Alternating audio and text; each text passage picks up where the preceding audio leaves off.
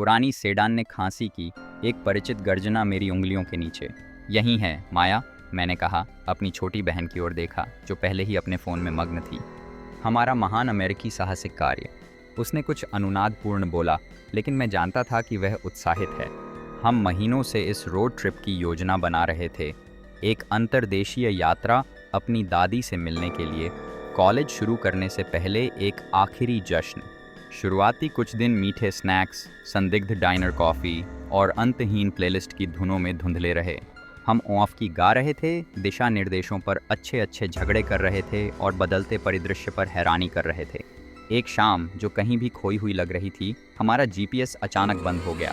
कोई सिग्नल नहीं, माया ने घोषणा की, अपने फ़ोन को मृत पक्षी की तरह ऊपर उठाते हुए। शानदार, बस शानदार। मैंने वह प्राचीन कागज़ी नक्शा निकाला जिसे हमारे पापा ने लाने पर जोर दिया था। लगता है हमें दृश्य मार्ग लेना होगा, मैंने कहा, एक फीके, लगभग गुम हुए मार्ग ओल्ड मिल रोड की ओर इशारा करते हुए। यह तो इतना खतरनाक नहीं लग रहा था, वुडेड पहाड़ियों के बीच एक शॉर्टकट जो हमारी यात्रा का घंटा घटा देगा। रास्ता जल्दी ही संकरा हो गया, डामर कंकर में बदल गया। लंबे कंकाल जैसे पेड़ अंधेरा आकाश खरोंच रहे थे, उनकी शाखाएं पागल उंगलियों जैसी थीं। हवा भारी हो गई, नम मिट्टी और किसी अज्ञात धात्विक गंध से भरी। मुझे एक अजीब सी सनसनाहट महसूस हुई जो वाहन के बम्पी सफ़र से नहीं थी। अब यह आधिकारिक तौर पर डरावना हो गया है, माया ने फुसफुसाते हुए कहा। आखिरकार फ़ोन से ऊपर देखा। वह सही थी, खामोशी डरावनी थी। केवल टायर के नीचे बजरी की खड़खड़ और कार के निलंबन की कभी कभी चरमराहट टूट रही थी। परछाइयाँ लंबी हो गईं, विचित्र आकारों में मुड़ गईं जो हमारे हेडलाइट्स में नाच रही थीं। अचानक इंजन हकलाना शुरू कर दिया। फिर चुप्पी, बिल्कुल पूर्ण चुप्पी। मेरा दिल मेरी पसलियों से टकरा रहा था। मैंने फिर से इग्निशन चालू करने की कोशिश की, पर कार मरी हुई थी। नहीं नहीं नहीं, मैंने फुसफुसाया, फ़ोन के लिए हाथ बढ़ाया। कोई सिग्नल नहीं, जाहिर है। हम वहाँ बैठे थे, दो इंसानी चिन्ह घिरते अंधेरे में खो गए। जंगल से एक भयानक चीख निकली, मेरे हाथों के बाल खड़े हो गए। माया ने सांस छोड़ी, मेरी बाँह पकड़ी। ये क्या था? मैं नहीं जानता था, मैं जानना भी नहीं चाहता था।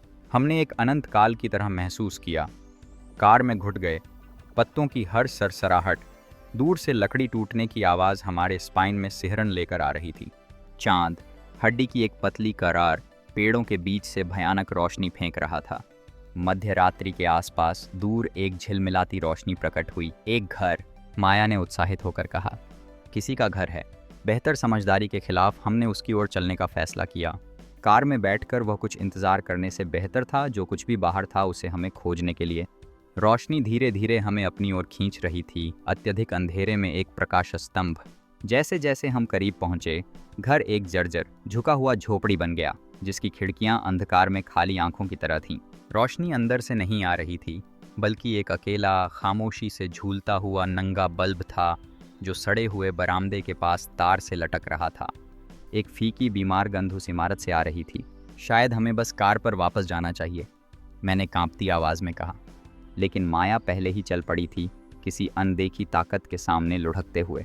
वहाँ एक कुआं है, उसने फुसफुसाते हुए कहा। देखो, पीली चांदनी में हमने देखा एक पुराना पत्थर का कुआं जिसकी किनारी पर काले चिपचिपे दाग थे।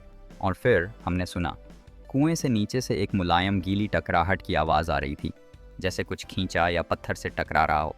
अचानक झोपड़ी की छाया से एक आकृति निकली, लंबी, बेहद पतली, लंबा और टटपटा बाल चेहरे को छुपा रहा था।